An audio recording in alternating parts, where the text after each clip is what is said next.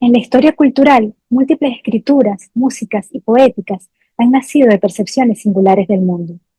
Con neurodivergencia aludimos, en sentido contemporáneo, a condiciones del neurodesarrollo y del procesamiento cognitivo como autismo, TDAH, dislexia, disgrafía, Tourette, dispraxia, entre muchas otras. Hay aquí modos distintos de atender, asociar, memorizar, percibir ritmo, forma o lenguaje. Las voces neurodivergentes componen con estos modos distintos, transforman y dan vida a nuevos caminos. Les invito a conocer estas maravillosas y brillantes voces neurodivergentes. Eh, a mí me gustó mucho cuando me pediste una reseña biobibliográfica, que en todos los libros yo las altero. Eh, eh, Puse cuáles eran mis antepasados, mis abuelos y mis abuelos, y después puse cuáles eran las cosas que me gustaban. Entre sus preferencias están el color amarillo, los pavos reales, las miniaturas, la realidad, la filosofía. Entonces empezaban a hablar de mezclando abstracto con. Y yo creo que eso me definía más. O en Creature, cuando la foto del autor era con la máscara también puesta en la cara, donde no se veía. Eh, me gusta como la cosa como de que el autor y los premios y las cosas que ha hecho. En mi caso, si no es como algo que yo tenga una regla general que se aplique a todo, pero a mí siempre me ha interesado más qué es lo que se dice, más que quién lo dice. Eh, Me he dado cuenta muchas veces se usan citas citables con las que estoy en gran desacuerdo, pero no sé, como lo dijo, eh, no sé, lo puede haber dicho, eh, hace poco estaba en una donde citaban a, eh, ¿quién es el de las citas citables máximas? A Oscar Wilde. Entonces, eh, yo estaba muy en desacuerdo, entonces le dije a mi amiga que dirigía el taller literario, no porque lo diga Oscar Wilde, yo estoy de acuerdo, aunque estoy de acuerdo con muchas cosas de él, pero con esta específica no. Y es cuando aparece su parte dandy, como la parte como del ego, y de como los unos y los otros. Entonces ahí yo tengo siempre un poco de distancia. Eh, Siempre he pensado como que las características, tener tantas características más nos divide que nos acerca. Porque en realidad no somos tantos. E insistir en lo de la identidad como añadiéndose características que a veces uno no tiene, porque no, además yo soy vegano, y además yo soy esto, y además yo soy lo otro. Eh, Está bien, la sensibilidad sí, la comparto, pero no como una definición de identidad. Ahí es donde la práctica sí, estoy totalmente de acuerdo con todas las prácticas que cada uno sienta afines consigo, pero no que se convierta cuando se convierte en una etiqueta como de identidad, ahí tomo distancia porque digo, es más separarse. De hecho, también creo que está en lo que había escrito de cómo uno se define necesariamente. Eh, y cuando tocaste el punto de la neurodivergencia, yo pensé, sí, como para mí están como de primero a quinto, más o menos. En primer lugar, ser poeta me define, es una identidad que me gusta tener, porque pasa algo raro que con los otros poetas uno puede empezar a hablar directamente, aunque no entrar en materia, aunque no se haya visto en años, aunque no sepas en qué ha estado trabajando el otro, pero la comunicación es directa, y no necesariamente leyendo poesía. Creo que también el trabajo poético tiene que ver con la conversación o con eh, el pensamiento poético que uno ahí ha llegado a desarrollar, o la manera de ver las cosas, o la manera de habitar también poético. eh, que incluso yo creo que se podría ser poeta sin escribir nada, pienso que tal vez la poesía, lo escrita, es como una especie de, de camino o de registro de lo que uno está pensando, de lo que está en tu cabeza, pero no lo veo como un producto, no lo veo como algo para conseguir, para lograr, sino que como algo como inevitable, pero que es bonito cuando aparece como marcando el camino en el que estás, tu pensamiento, pues. Y bueno, también, en segundo lugar, tenía el asunto de la neurodiversidad, que también yo creo que me define mucho más el hecho de ser siempre, lo digo, me gustaría leer ese texto también, pero en el fondo como que siempre, cuando sale la poesía de los 90, entonces hay dos anomalías, que Antonio Silva y yo. Siempre es como lo anómalo, lo extraño, lo que no se puede clasificar, pero siempre me gustaría como que agregaran algo más. No se puede clasificar, pero ¿por qué?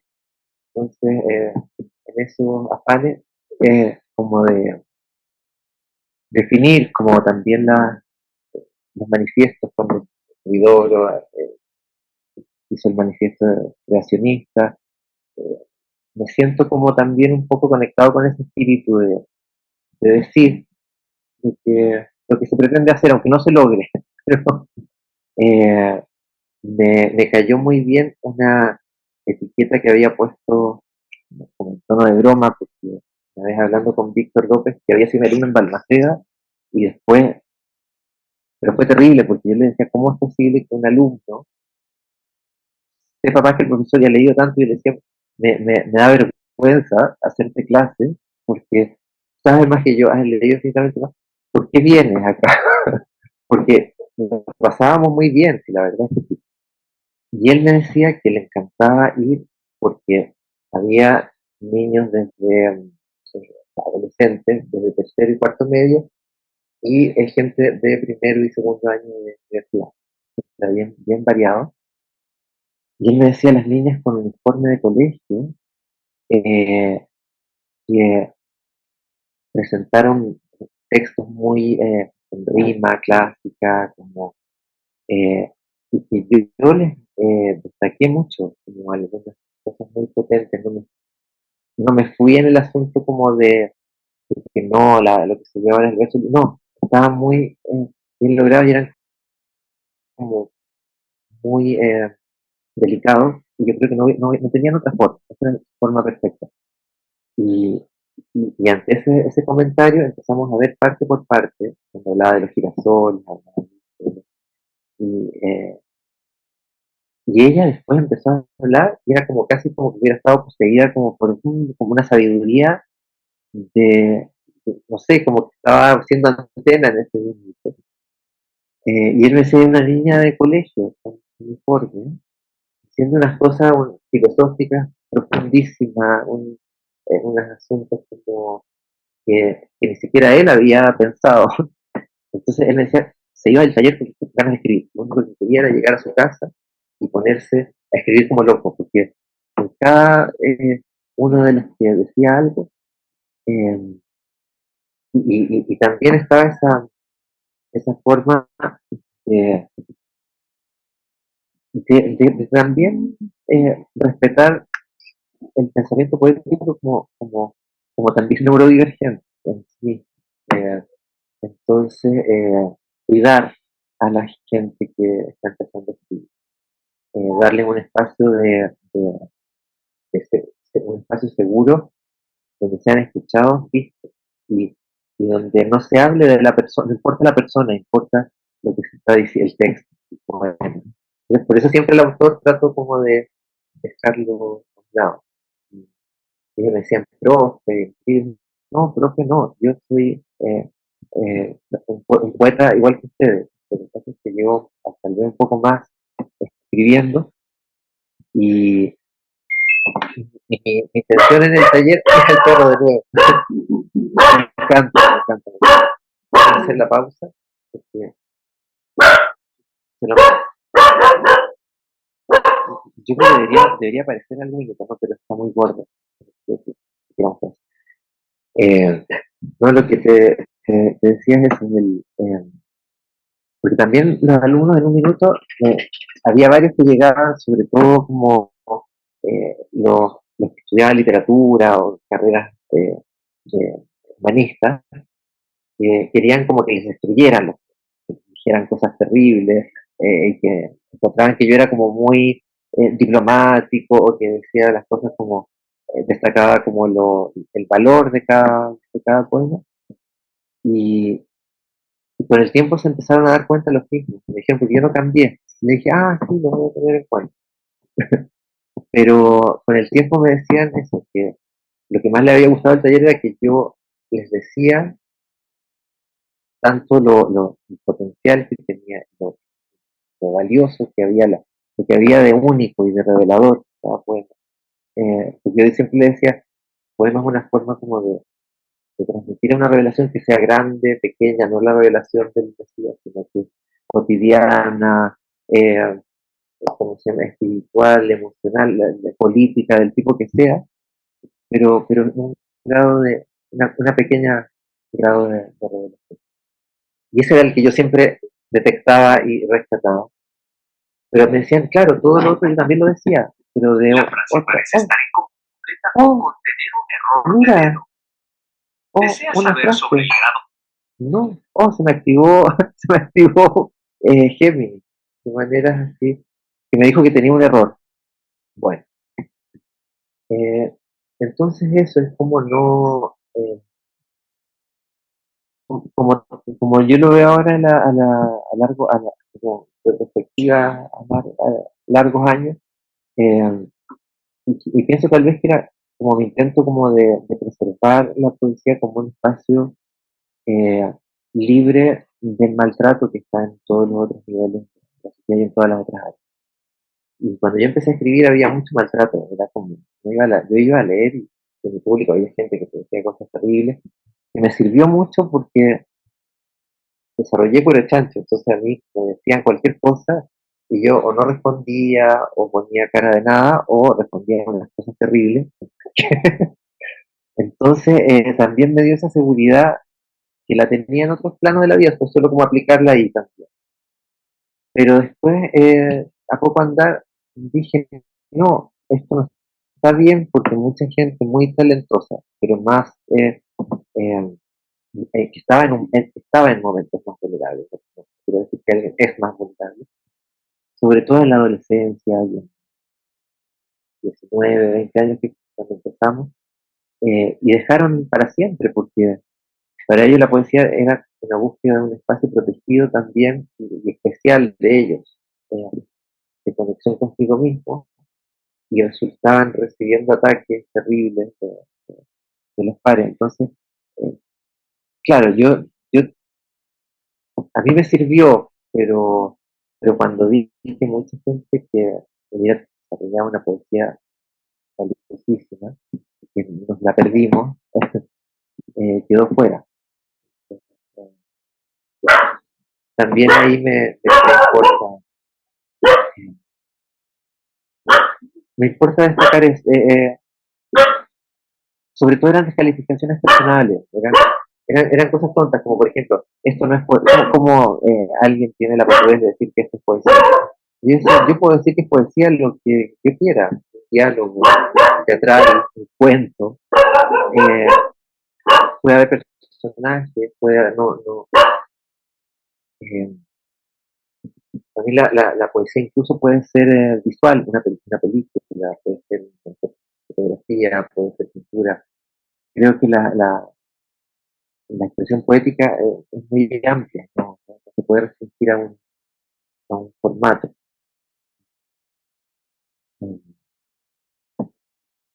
Esa forma que me gusta porque en el fondo siento que la fui protegiendo y también es un poco parecido a lo que haces tú haciendo. No solo seguir existiendo, seguir haciendo, en vez de enfrentar o lanzar, ¿cómo se llama?, críticas a lo que hacen otros. De hecho, para mí fue muchas veces un motor para escribir, una motivación. Eh, Cuando, por ejemplo, en los años 90 se decía, hay palabras sobre las que ya no se puede escribir, ni se pueden usar en poesía porque están muy manoseadas y es como casi como una cosa de amateur o de una persona que no sabe nada, usar palabras como muerte, amor, vacío. Y dije, es que no se puede usar la palabra vacío. Pues miren cómo lo hago. Y por eso salió en el espacio vacío, donde la palabra debe aparecer alrededor de unas 100 veces, porque la repito una y otra y otra y otra y otra. Siempre a mí es como, como un desafío como que tomo, yo creo que desde mi lado como sombra o desde mi lado de justiciero, de decir, no, basta con las prohibiciones.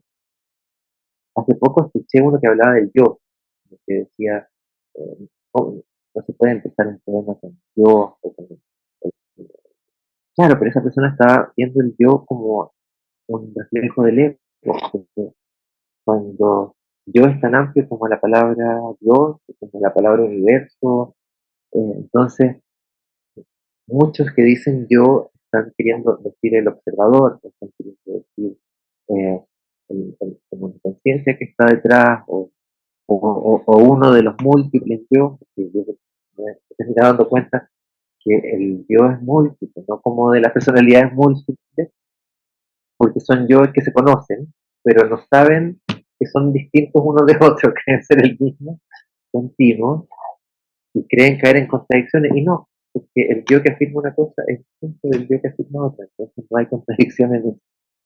Así como estar un poco también calma con eso, y, y también la palabra cuerpo, cuando decíamos, en una época, cuando empezó los estudios de género, y todo se refería al cuerpo, que era para mí eso es distinto de la identidad, porque el cuerpo sí había sido muy abandonado por la modernidad. Entonces, eh, creo que ese fue eh, como un reencuentro potente de los discursos que eran puramente como intelectuales o abstractos con la corporalidad, con el cuerpo presente, ¿cierto? Que tiene también sus cicatrices, que tiene sus años, que tiene eh, como, eh, su carga genética también de los ancestros, tiene tantas cosas. Entonces, en un momento también las mismas voces que tiraban dardos decían hasta cuándo todos los libros hablan sobre el cuerpo, incluso todos los títulos de libros, estaban como 5 para poder burlarse. Y ahí yo salí con el libro Cuerpo perforado en una casa.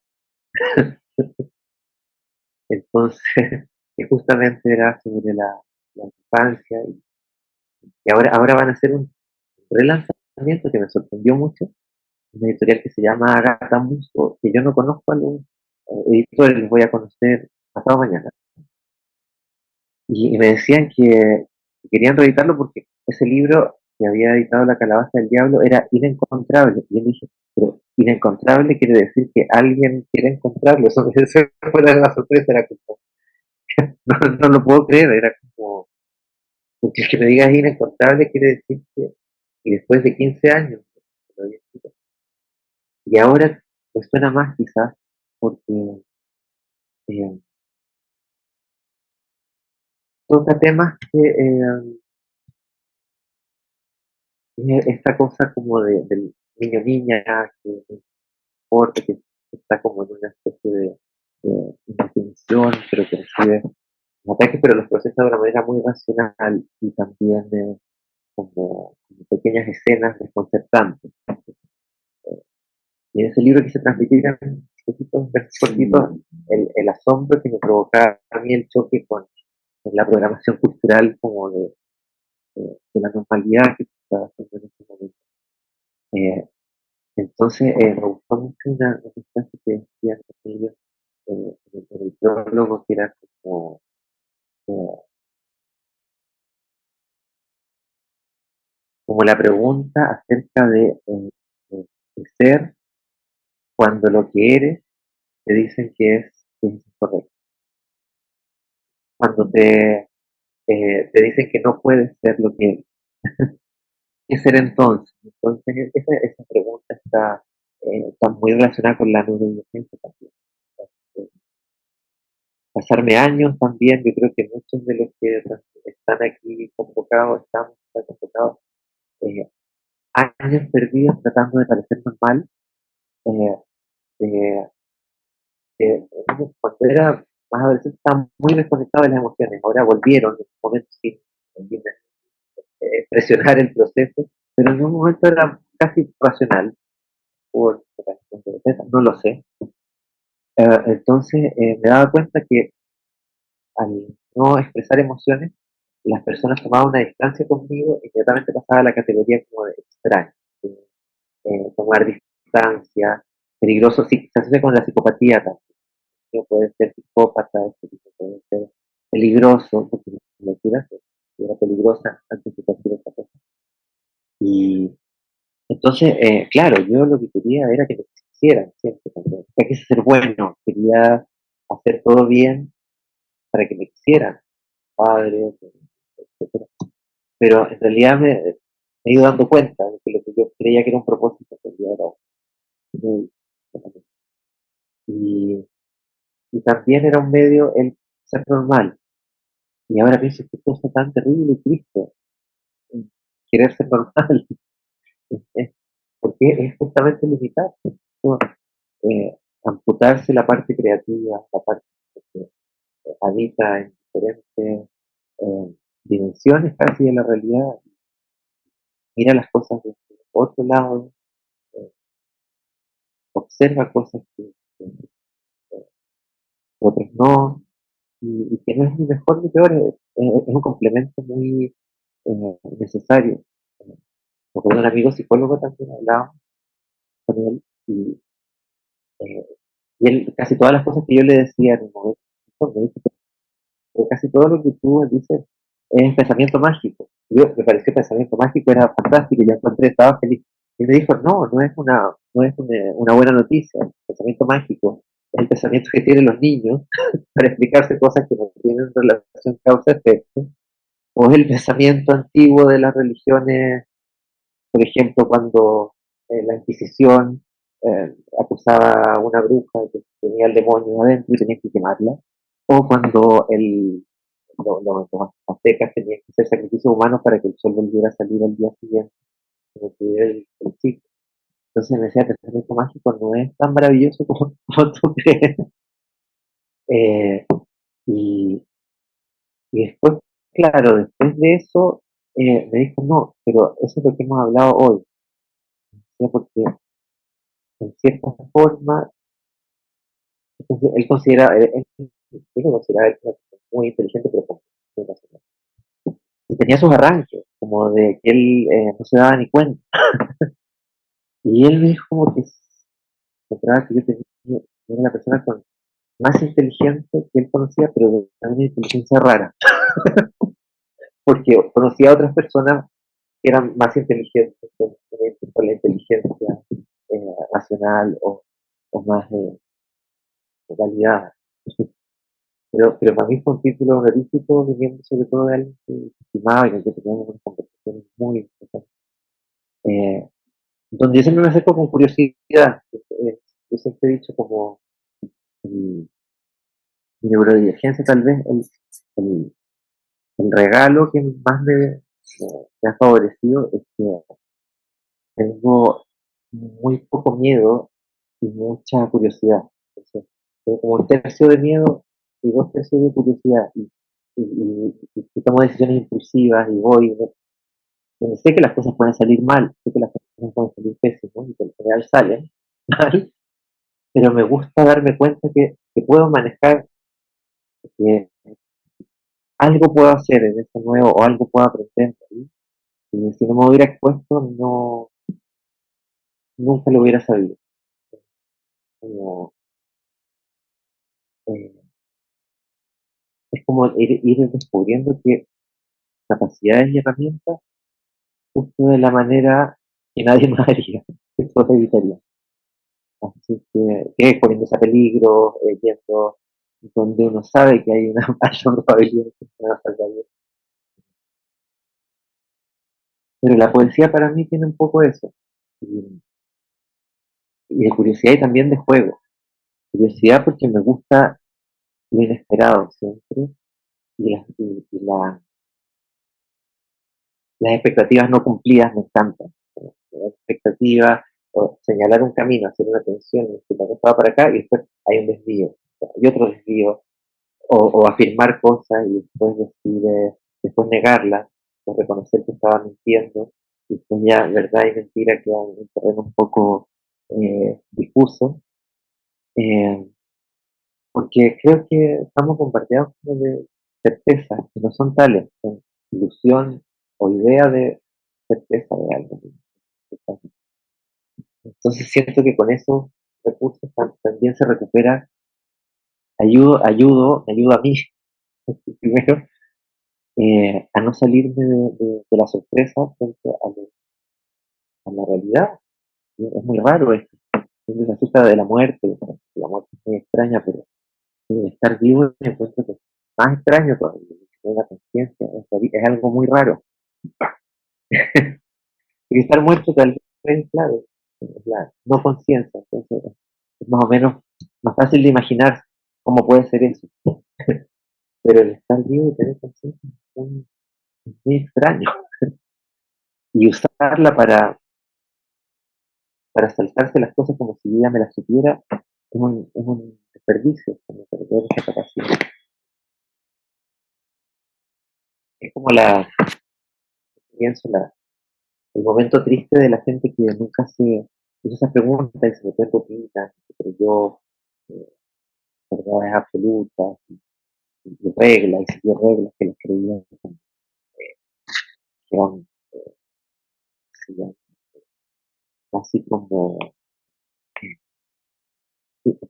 que eran parte de la condición, que eran parte de- del ser humano, y conceptos como el bien y el mal, que fueron inventados, todo, o sea, arrastrando todo ha sido inventado por alguien en algún momento. Todos esos eh, valores, patrones que nos movemos, fueron creaciones y después todos se las creyeron y nadie más las cambió. Se las creyeron así, parece un poco sacar el piso, para ver qué se hace si no hay piso o si el piso está más bajo, si puede ser muy alto.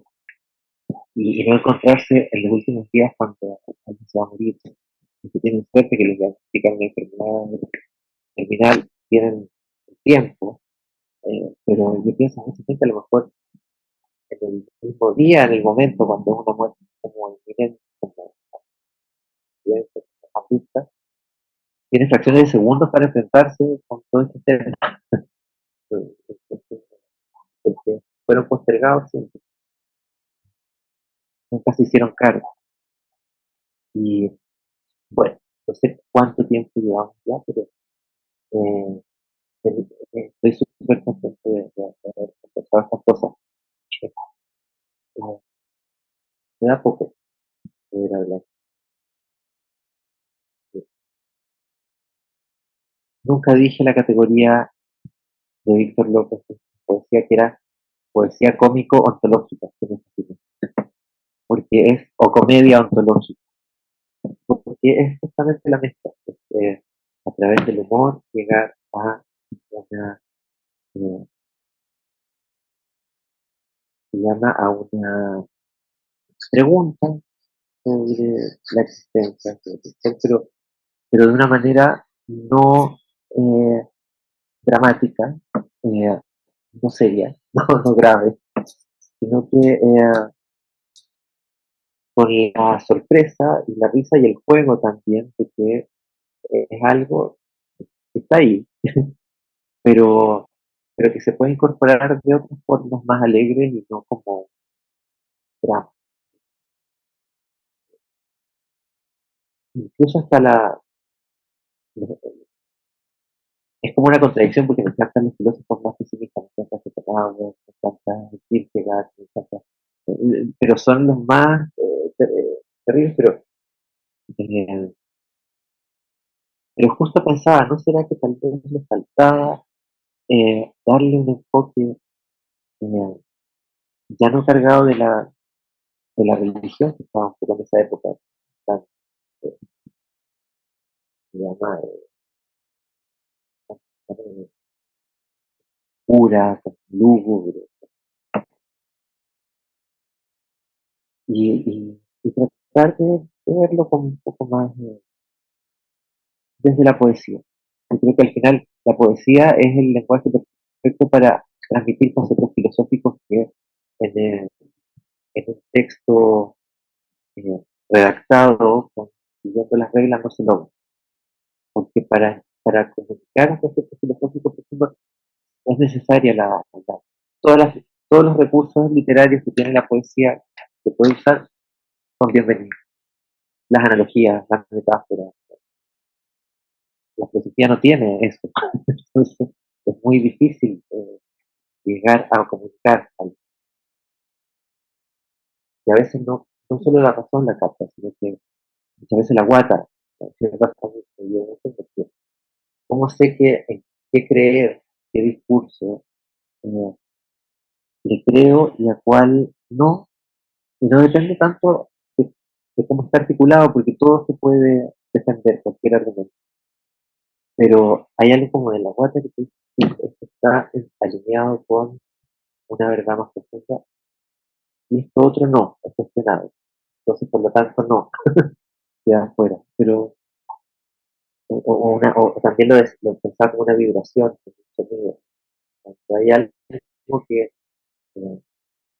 que incorporo y que no dudo, sino que sigo investigando, que no es una fe ciega, es como cuando estoy leyendo eso, hay una vibración que es alta, que es como aguda.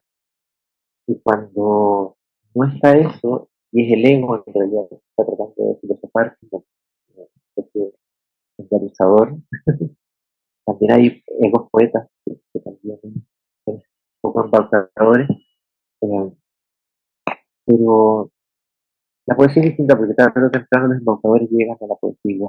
No le importa, pues, no le importa la razón ni la forma en que entran. La poesía es más grande y les da vuelta el esquema en algún momento. Eh, eso, bueno, voy a leer ahora.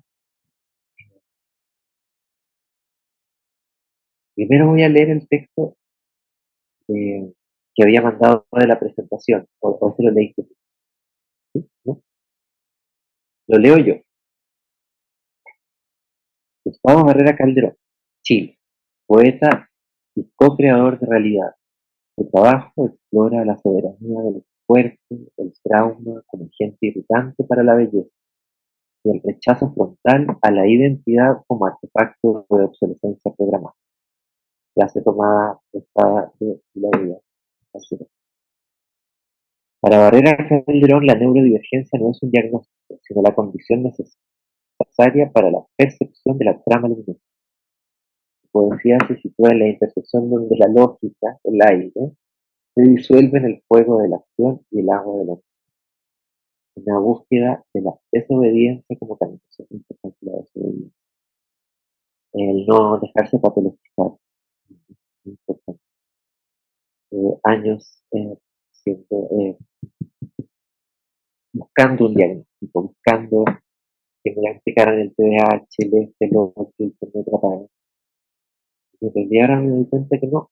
Eh, justamente el error buscar ser tratado como algo que se tiene que arreglar. Eh, Su poesía se sitúa en la intersección y la desobediencia como camino que podría acercarle a la coherencia de todo eso que, en los tiempos que corren, se busca tanto inútil como anónimo. Ser, ser es completamente inútil y anónimo. Eh, Solo me importa ahora el hacer. ¿Verdad? Reside desde hace algunos años en una nueva narrativa creada por la redención de la identidad del autor, de la dualidad y de la programación cultural estandarizada se autodesigna como la verdad.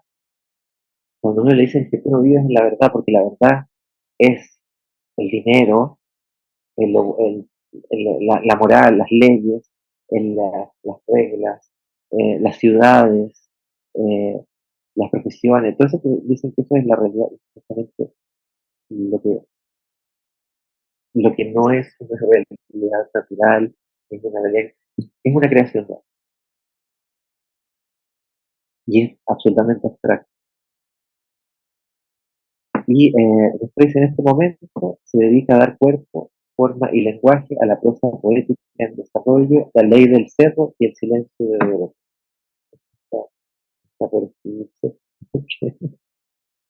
Es un poco una exploración en el tiempo que viví en Valparaíso, donde todas esas paradojas en apariencia eran el calce perfecto para una vida completa y completa de las personas y de las relaciones, donde se puede celebrar, en el trolley, por ejemplo, las mujeres hablaban de una mujer que estaba en la calle frente al hospital y que ella había estado presa porque había robado para darle que a su hija, entonces fue justamente presa 3 años. Entonces, las chicas de acá decían, ella, qué bueno saber que ahora por fin salió de la cárcel, y ella es una mujer valiente. Y ella, siempre ha sido así. Entonces, el juicio como que ya viene importando poco lo que digan las leyes, porque hay una ley que trasciende todo eso y que es la conciencia de la misma gente que vive. Es decir, no hay cosas que son necesariamente buenas o necesariamente malas. Hay varias historias que cuentan, como el camión de la diversidad, una señora decía, oh, los carabineros que tienen pintado la patrulla con los colores de la diversidad. Y la amiga que yo al lado, la señora que yo al lado, le dice, sí, pero no te engañes. Para ellos, le decía, es solo pintura. Para ellos no significa nada. Y dice, oh, porque me sorprendieron las dos, tanto la que se sorprendió eh, por este cambio, como que la que dijo, no confíes, no, es solo pintura. Para ellos no significa nada. También las dos tienen mucha las dos tienen mucha razón de la sorpresa y la otra en el ojo. No creer que un símbolo pueda significar más allá para bueno, ahora quería leer la selección. eh, Como me salió un error, pero que voy a tener que buscarlo. No sé qué error parece que apreté algo donde yo hablaba y tenía que interpretar y me dijo que lo que yo decía era un error.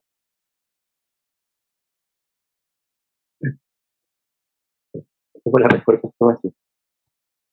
Voy a leer los poemas de la selección nomás porque creo que no sé el tiempo está un poquito, pero después, pero el amor, la realidad y los medicamentos.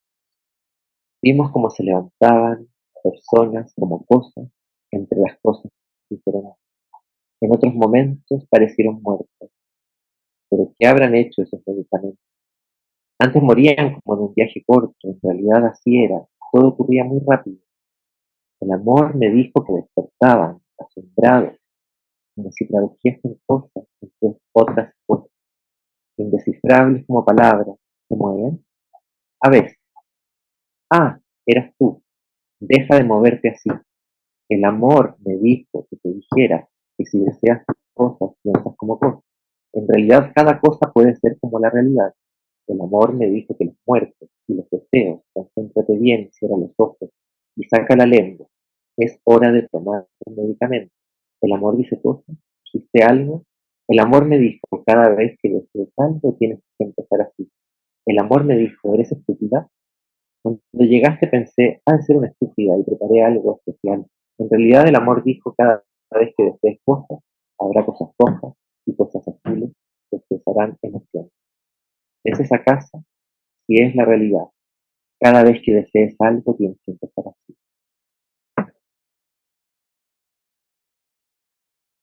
Los edificios. Dos cabezas avanzan por un corredor. Dos cuerpos siguen las cabezas. Cada uno camina solo por una nave, sostenidos ambos en diferentes ámbitos. Astutos, dicen, sin nombre, audaces, dicen, sobre una construcción desvanecida, paralelamente solo en esa nada, sin nombre. En un hospital.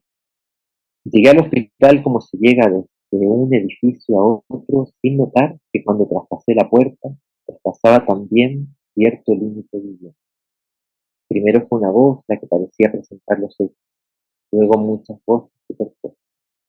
Ahora, mientras avanzo, siento que una mano guía a un pequeño cuerpo semejante al mío a través de un pequeño pasillo semejante a este, guiado como en una maqueta, en un simulacro de miniatura. 1. El diagnóstico, el tratamiento, las pequeñas esperanzas de pequeñas psiquis atrapadas, todo girando. 2. Mujer entrando al hospital. 3. Un catálogo me habla sobre posibles enfermedades. 4. Mujer 2 en la sala de espera. 5. Un paciente entra en urgencia. 6. Un segundo diagnóstico, un segundo tratamiento. Nuevas y pequeñas esperanzas, todo girando. 7. Un libro me habla sobre otras vidas. 8. Intentan averiguar sobre mi sangre. 11. El hospital, el mundo, todo girando. 12. Los vivos, los pacientes. 13. Transformación del hombre o la mujer en paciente hombre o paciente mujer. 14. Cada paciente representa una enfermedad y a sí mismo. 15. Al otro lado los muertos o las otras vidas. 16. Cuerpos que vagan por el hospital como por un sueño. 17. La madre del paciente cristalizado. 18. No es posible lamentarse en ti. 19. Pequeños puntos de vista. 20. Elijo mi color favorito. 21. Nuevamente las esperanzas. Este rol infinito. 0. Llamé a la esfinge. ¿Aló? ¿Yo? Estoy en el hospital. Tengo mucho miedo y necesito ayuda. Esfinge. Concéntrese y elija un número del 0 y el 21. Entonces colgué. No había tal esfinge, era la parca blanca. Algo queda dando vueltas en mis pensamientos como en un sueño. Los muebles, los diálogos, los números de teléfono. Yo que estoy enfermo y que cuento esta historia, tengo mucho miedo. Ahora dudo. El daño es algo que tiene que ver con las antenas, con los teléfonos. Ahora dudo. Despierto una y otra vez en diferentes lugares. Despierto mientras vivo y sigo viviendo. ¿Cómo sería si no? Continúo despierto y duermo y despierto y sigo viviendo. Autopista nocturna. Se me congelaban los hombros y las piernas sentado en la parte trasera del automóvil. Observaba una casa precaria, iluminada, lejana en medio de vastedades negras. Soñaba lo hermoso que sería vivir junto a esa luz y respirar el calor de la leña en un aislamiento total. Imaginaba una cama esponjosa y mis labios y mi cuerpo. Imaginaba cómo sería el amor mientras aullaban a lo lejos, desamparados automóviles. La noche podía pasar y podía existir una mañana iluminada por el sol si permanecía lo suficiente. Otra vez el frío se colaba por la ventana. Dejé de imaginar y noté que el automóvil no se detenía. La casa iluminada que se encontraba cada vez más lejos se convertía en un pequeño punto cercano al horizonte. Yo tenía miedo de regresar a una ciudad que no conozco. Se me congelaban los hombros y las piernas, sentado en la parte trasera del automóvil. Yo era un niño. El automóvil lo conducía mi padre, que era yo mismo, y a su lado, madre, era yo mismo, vidente. Para terminar esto, que es el primer poema que publiqué alguna vez, y era de otra forma, lo cambié, pero hice pasar todo el algunas, algunas personas, algunos lectores, y yo no sabía que existían, entonces yo pensaba que podía hacer eso de cambiar los poemas sin que nadie se diera cuenta. Pero me gusta la versión original también. Informe de laboratorio. Día 1. La arveja se hincha y comienza a partir. Día 2. La arveja es ahora una planta y comienza a emitir algunos sonidos.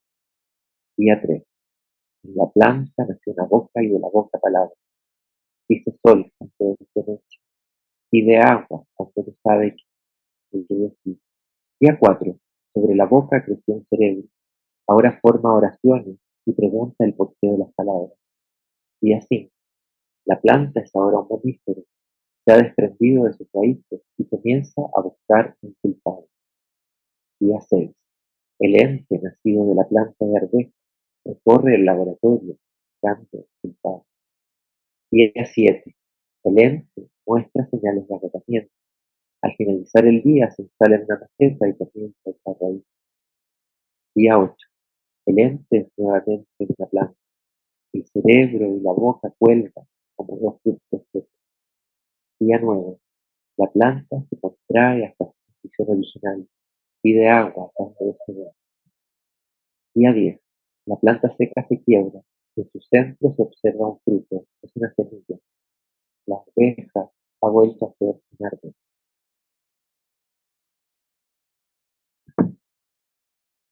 Genial, absolutamente genial.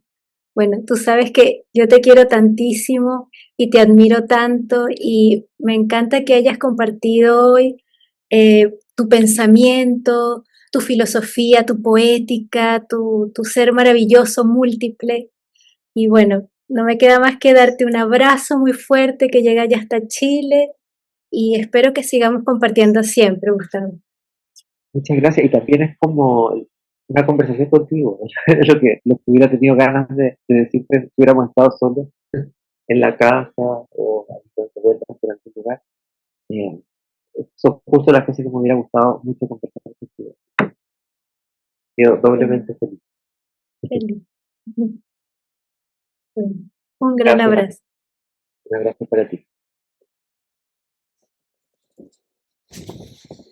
Buenas tardes, mi nombre es Berta Lucía Estrada y antes que todo quiero agradecer a Gladys Munguía, la directora del EP5, de la casa editorial LP5, por esta invitación que nos hace a varias creadoras para hablar sobre la condición que ella llama de neurodivergencia. Una invitación que me parece supremamente importante, por lo cual le agradezco enormemente que haya tenido en cuenta mi nombre para reunirme con ustedes.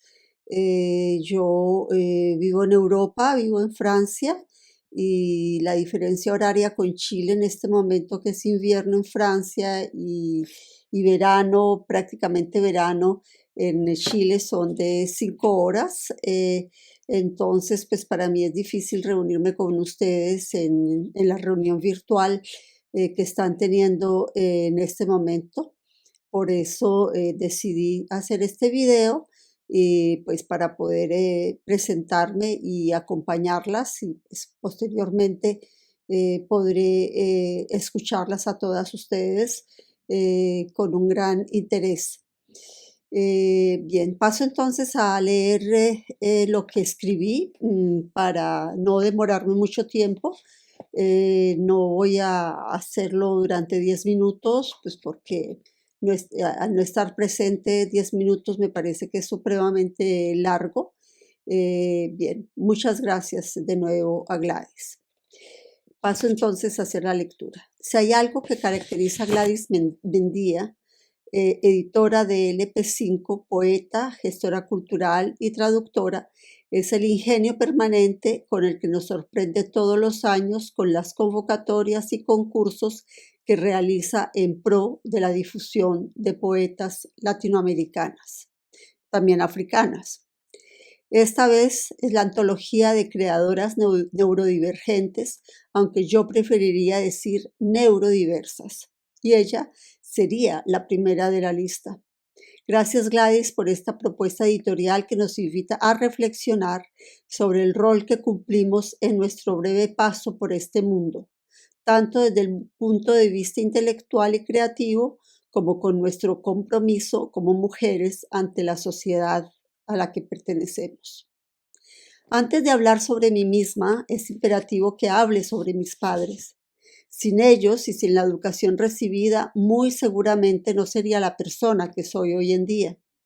Los dos fueron educadores, mi padre, profesor universitario, y mi madre, dueña de un colegio en la ciudad donde nací y que fue muy conocido por espacio de más de 40 años. Para ellos, la educación significaba las puertas que se abrían a la libertad. Prácticamente todas las exalumnas del colegio de mi madre son profesionales que le han aportado mucho a la sociedad de Manizales y de Colombia. Y eso en todos los campos: medicina, ingeniería, arquitectura, artes. Una de las características de la educación impartida fue el énfasis en las humanidades y en el arte: pintura, teatro, música, danza, danza clásica, danza folclórica, danza española. En mi hogar jamás se nos dijo a las hijas mujeres que debíamos casarnos y ser madres. Por el contrario, mi padre, un hombre con una inmensa cultura en todos los ámbitos y respetuoso de la mujer, nos dijo siempre a las hijas mujeres que, abro comillas, que no nos casáramos, que no tuviésemos hijos, que estudiáramos una carrera profesional, que fuésemos independientes y que por ningún motivo fuésemos a depender de un hombre. Cierro comillas. El lugar principal de mi casa fue siempre la biblioteca. Incluso durante mi infancia y una parte de mi adolescencia ni siquiera hubo televisión. No porque no pudieran comprar el aparato en cuestión, sino porque mi padre consideraba que eso nos alejaría del estudio y de la lectura.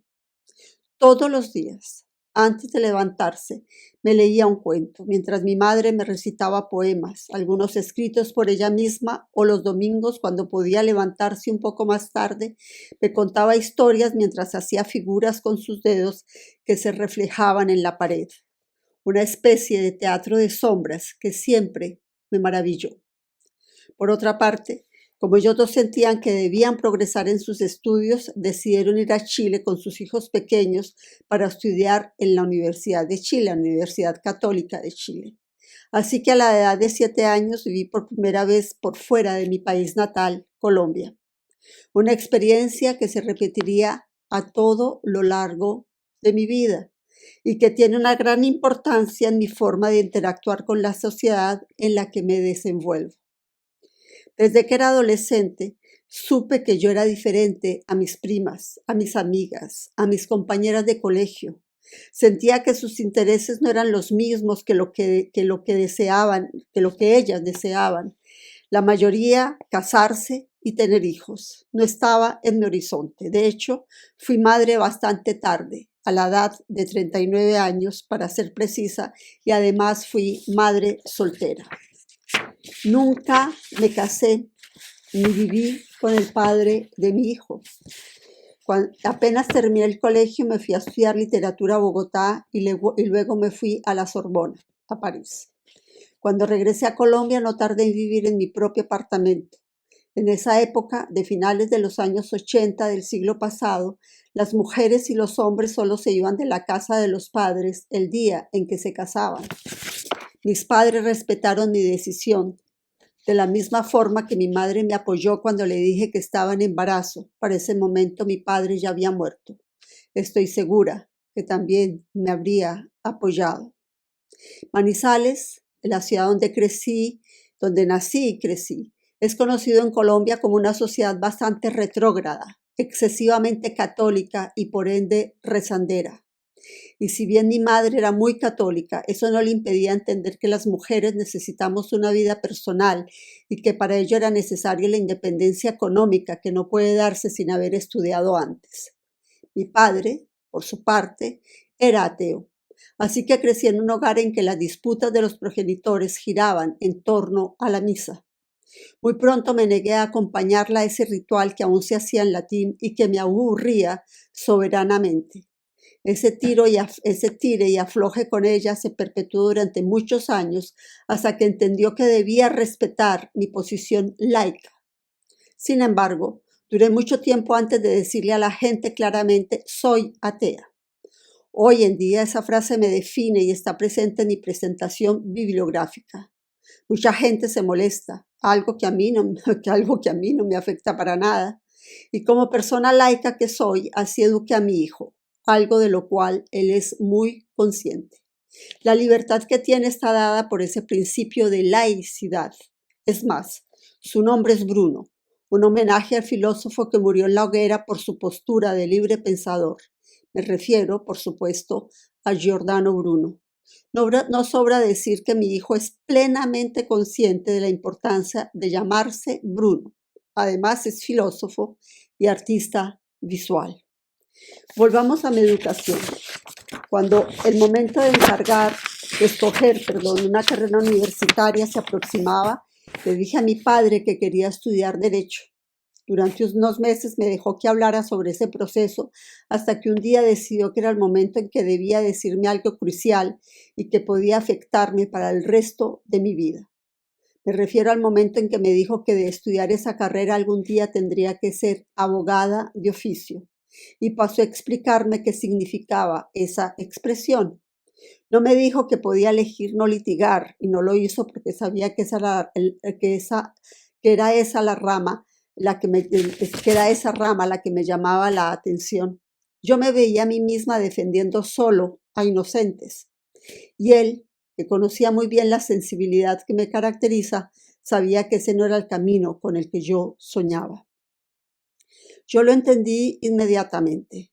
Como siempre había sido una gran lectora, decidí inmediatamente que mi camino sería la literatura. Jamás me he apartado de esa senda, aunque sea sinuosa, es la mía.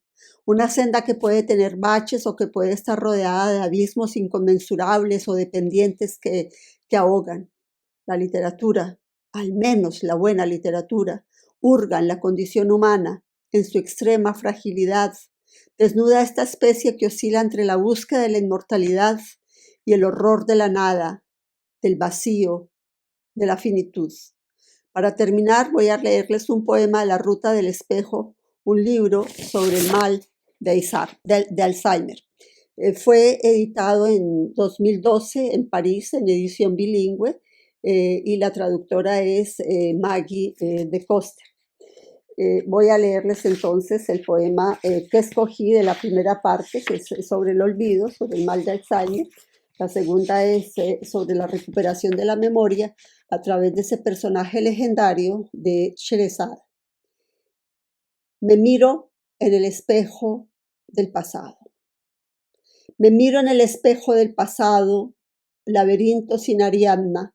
Sus estancias me son vedadas, mi imagen se cuela a través de mis dedos. Estoy sentada debajo de la luna. Su luz ilumina la zanja donde mi otro yo yace en palidez eterna. Soy Narcisa. Contemplo mi infortunio en el espejo de la noche, roto en millones de fragmentos, roído por la humedad. Palabras encadenadas sin susurro en los labios del último sueño. Cubro mi rostro con la máscara de la muerte, derribado el árbol de la inmortalidad, prisionera de la monotonía, compañera de mí misma en este viaje sin retorno, esfinge de la oscuridad, me estanco en el corredor de la soledad.